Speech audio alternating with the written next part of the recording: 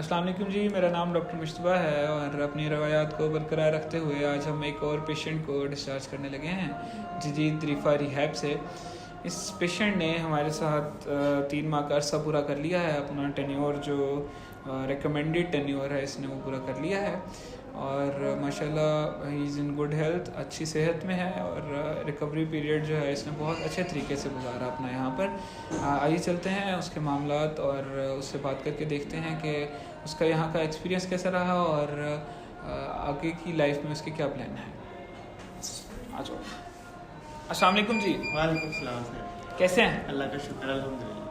ठीक है, तबीयत से ठीक है आपकी? जी बहुत बेहतर। अच्छा, तो कैसा रहा आपका यहाँ पर जो आपने वक्त गुजारा? सर बहुत अच्छा रहा, बहुत अच्छा ट्रीटमेंट रहा। जब मैं आया था तो बहुत ज़्यादा मैं डिस्टर्ब था मेंटली फिज़िकली, तो मेरी बहुत अच्छी यहाँ पे आपने ट्रीटमेंट किया, मेडिकेशन की, तो अल्हम्दुलिल्लाह 3 महीने का टाइम गुजारने के बाद मैं अपने आप को बहुत बेहतर महसूस कर रहा हूँ। और शुक्र अल्हम्दुलिल्लाह, शुक्र अल्हम्दुलिल्लाह। अच्छा, आप बताइए कि जो फर्स्ट मंथ में आपके थॉट्स जहन में क्या चल रहे थे और जब आप यहाँ पर आए मेरा ख्याल है कि आपको ऐसे हम भी बुरे लग रहे थे, अपने घर वाले भी बुरे लग रहे थे, और अब आपको कैसा लग रहा है? सर मैं जब आया था तब मेरे थॉट्स बहुत नेगेटिव थे। मुझे घर वाले बुरे लग रहे थे कि उन्होंने मुझे क्यों यहाँ पे एडमिट करवाया, तो आप लोग भी अच्छे नहीं लग रहे थे।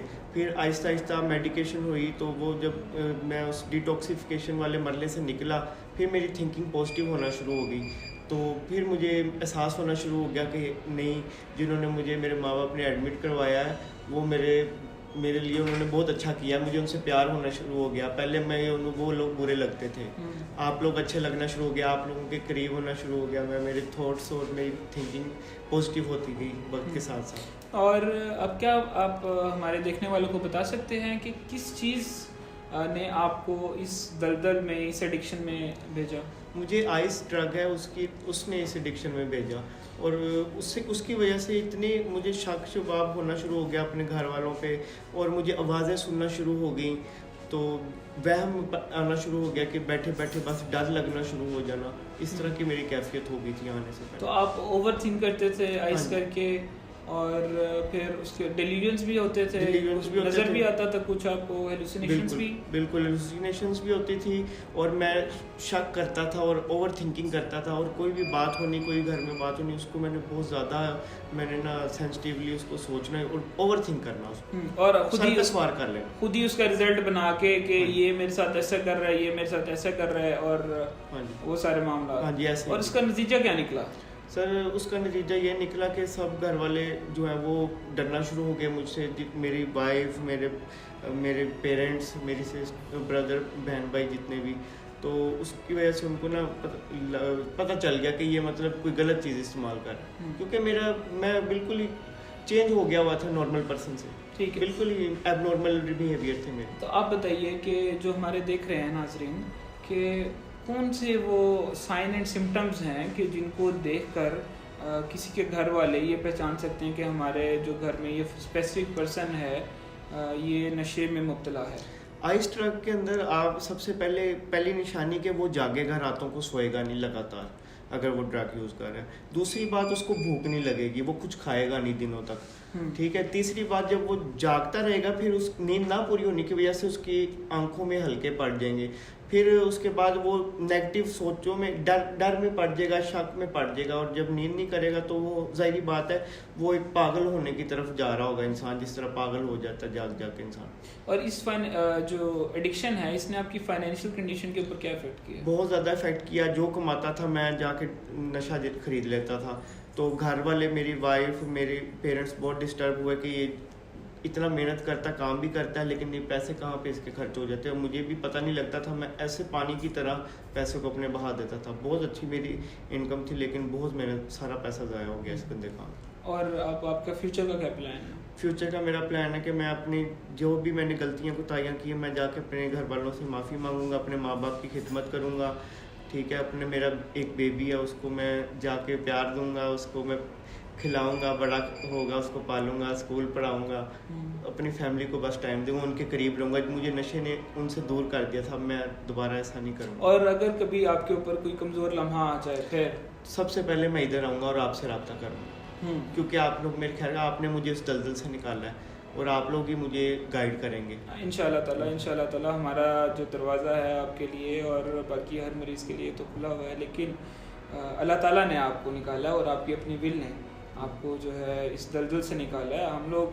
हम लोगों ने आपको असिस्ट किया है, आपकी मदद की है, ठीक है। बेसिकली आप यहाँ से निकलना चाहते थे, इसीलिए आप हमारे पास आए, ठीक है। तो अल्लाह ताला का शुक्र अदा करें और अपने घर वालों का शुक्र अदा करें, क्योंकि आज के ज़माने में लोग घर वाले फैमिली किसी को कोई नहीं पूछता, ठीक है।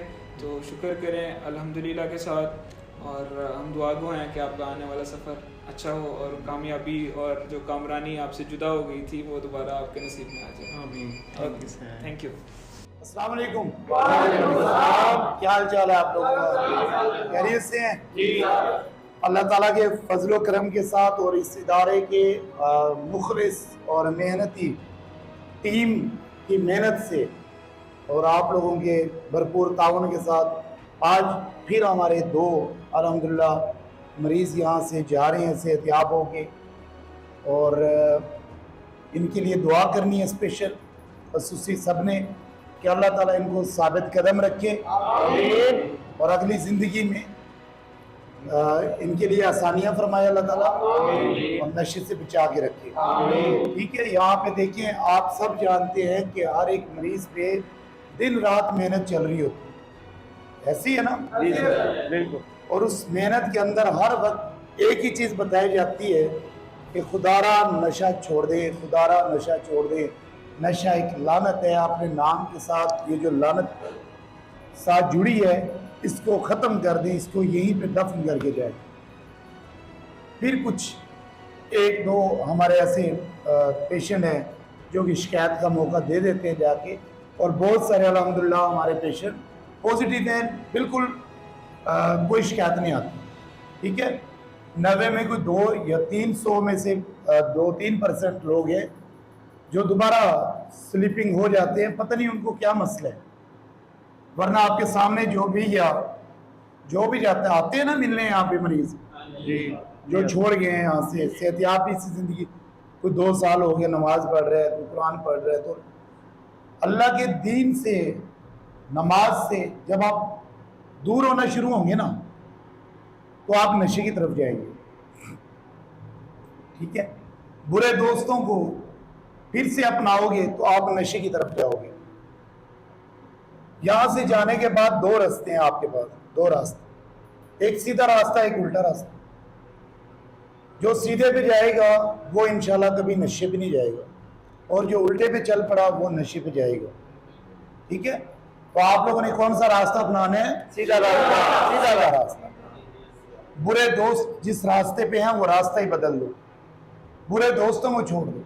वो दोस्त नहीं हो सकते जो आपको नशे पे लगा रहे हैं, वो रिश्तेदार नहीं हो सकते जो आपको नशे की दावत दे रहे हैं। उन रिश्तेदारों से बच जाओ, उन दोस्तों से बच जाओ, ठीक है। अपनी फैमिली, अपने वालिदैन, मुखलिस रिश्तों की पहचान करो, माँ बाप बहन भाई, ये मेन हमारे मुखलिस रिश्ते, इनकी कदर करें, इनकी इज्जत करें ताकि आने वाली नस्लें आप लोगों की इज्जत करें, ठीक है। तो यहाँ से अभी आज 2 हमारे भाई जा रहे हैं, ये अपना अपना मौक़िफ़ पेश करेंगे आप लोगों के सामने कि इन्होंने किस तरीके से यहाँ पे कैसा वक्त गुजारा और यहाँ पे क्या क्या इनको मसाइल पेश आए और उनका सामना कैसे किया डट के। और ये एक मुश्किल वक्त होता है, नशा छोड़ना एक मुश्किल वक्त होता है और ये फ़ैसला करना भी बहुत मुश्किल होता है। इसमें जो बहुत अच्छे और रिस्पेक्टेबल तरीके से गुजार जाए वही निजात पा जाता है, ठीक है। तो अब ये बताएंगे, सबसे पहले मैं एहसन को दावत दूंगा कि एहसन बताए कि यहाँ पे कितना अरसा ये लगा के जा रहे हैं और जब ये आए थे और आज जाने तक का सफ़र इनका कैसा रहा। जी अस्सलाम वालेकुम। मैं यहाँ पे 3 महीने का मेरा इलाज आज मुकम्मल हो चुका है। जब मैं यहाँ आया था तो मेरी हालत बहुत बुरी थी, मैं आइस की एडिक्शन में बहुत ज़्यादा मतलब अपनी सेहत को तबाह कर चुका था। फिर मेरी इतनी अच्छी मेडिकेशन हुई और 15 दिन डिटॉक्सिफिकेशन में रहा, उस पर मेरी खून से जितना भी नशा था वो निकल गया। फिर मुझे अपनी होश की तरफ, अपनी ज़िंदगी की तरफ मैं वापस आया। फिर मेरे अंदर डॉक्टर्स ने काउंसलिंग की 2.5-3 महीने, ठीक है। 15 दिनों के बाद फिर 3 महीने के इलाज तक मेरी डॉक्टरों की लगातार काउंसलिंग से और उनकी हेल्प से मैं बहुत ज़्यादा अपने आप को सेहतमंद और खुशहाल समझता हूँ जी।